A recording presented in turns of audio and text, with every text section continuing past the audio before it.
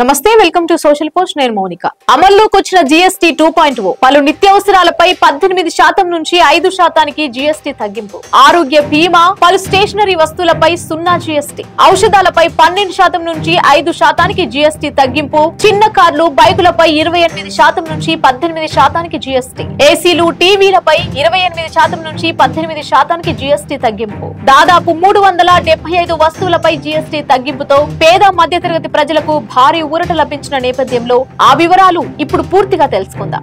GST 2.0 అనేది కేవలం పన్ను సంస్కరణ కాదు, ఇది ప్రజలే ముందు అనే విధానం. ఇది ఖర్చులను తగ్గిస్తుంది, అనుసరించే విధానాన్ని సులభతరం చేయడంతో పాటు ప్రతి ఇంటిని, రైతులను, విద్యార్థులను శక్తివంతం చేయడంతో పాటు వ్యవస్థను బలోపేతం చేస్తుంది. ట్రాక్టర్ల నుండి పాఠ్య పుస్తకాలు, మందుల వరకు ఆదా చేసిన ప్రతి రూపాయి సుస్థిర అభివృద్ధికి దోహదపడుతుంది. ఇది కేవలం పన్ను సంస్కరణ కాదు, ఇది ఒక మార్పు. సెప్టెంబర్ 21 అర్ధరాత్రి పౌర సంబంధాల్లోకి వచ్చిన జీఎస్టీ 2.0 భారత ఆర్థిక వ్యవస్థను మరింత బలోపేతం చేసింది. ఈ సంస్కరణల ద్వారా అదనంగా దాదాపు 2 లక్షల కోట్ల ప్రయోజనం లభిస్తుందని కేంద్ర ప్రభుత్వం అంచనా వేస్తోంది. ప్రజలే ముఖ్యం అనే విధానంతో తీసుకొచ్చిన ఈ కొత్త జీఎస్టీ విధానం ప్రతి ఇంటికి, రైతులకు, విద్యార్థులకు, వివిధ రంగాలకు ఎంతో ప్రయోజనం చేకూరుస్తుంది. ముఖ్యంగా 2 తెలుగు రాష్ట్రాల ప్రజలకు ఈ మార్పు వల్ల వేల కోట్ల రూపాయల ప్రయోజనం లభించనుంది. వస్తువులపై జీఎస్టీని 18% నుంచి 5% తగ్గించడం ద్వారా సామాన్య ప్రజలకు ధరలో భారం తగ్గుతుంది.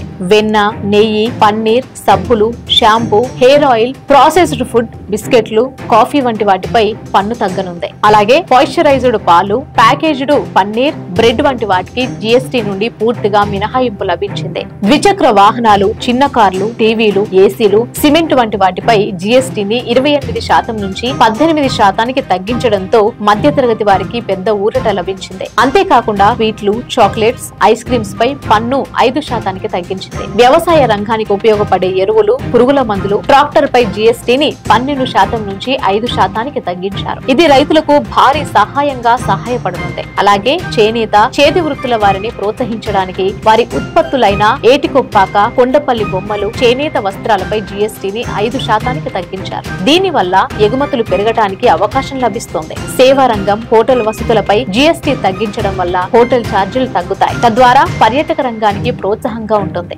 ధరలు తగ్గడం వల్ల ప్రజల కొనుగోలు శక్తి పెరిగి సూక్ష్మ, చిన్న, మధ్య తరహా సంస్థల రంగానికి ఉపాధి కల్పనకు బలం చేకూరుస్తుంది. అలాగే ప్రజల ఆరోగ్యంపై దృష్టి పెట్టి కొన్ని ప్రాణరక్షక మందులు, హెల్త్ ఇన్సూరెన్స్ ప్రీమియంలపై జీఎస్టీని తొలగించారు. ఈ సంస్కరణ వల్ల వినియోగదారులకు 1 లక్ష కోట్ల వరకు పొదుపు అవుతుందని అంచనా వేయడం జరిగింది. ఇకపోతే ఆరోగ్యకర, సుసంపన్న, సంతోషకరమైన సమాజాన్ని సాధించాలన్న రాష్ట్ర ప్రభుత్వ లక్ష్య సాధనకు జీఎస్టీ 2 సంస్కరణలు దోహదం చేస్తాయి. తాజాగా ఆంధ్రప్రదేశ్ ప్రభుత్వం నిర్దేశించిన 10 మార్గదర్శక సూత్రాలైన పేదరికం లేని సమాజం, జనాభా నిర్వహణ మరియు మానవ వనరుల అభివృద్ధి, నైపుణ్యం, ఉపాధి, నీటి భద్రత, రైతు సంక్షేమం, ప్రపంచ స్థాయి లాజిస్టిక్స్ అభివృద్ధి, ఇంధన వినియోగంలో ఖర్చు తగ్గింపు, చేతి వృత్తుల అభివృద్ధి, స్వచ్ఛాంధ్ర, డీప్ టెక్ సాంకేతికత వినియోగం వంటి సూత్రాల సాధనకు ఈ సంస్కరణలు ఎంతగానో తోడ్పాటును అందించనున్నాయి. చంద్రబాబు సర్కార్ తీసుకున్న ఈ వినూత్న నిర్ణయాన్ని 2 తెలుగు రాష్ట్రాల్లోని వేలాది మంది వ్యాపారులు, అకౌంటెంట్లు,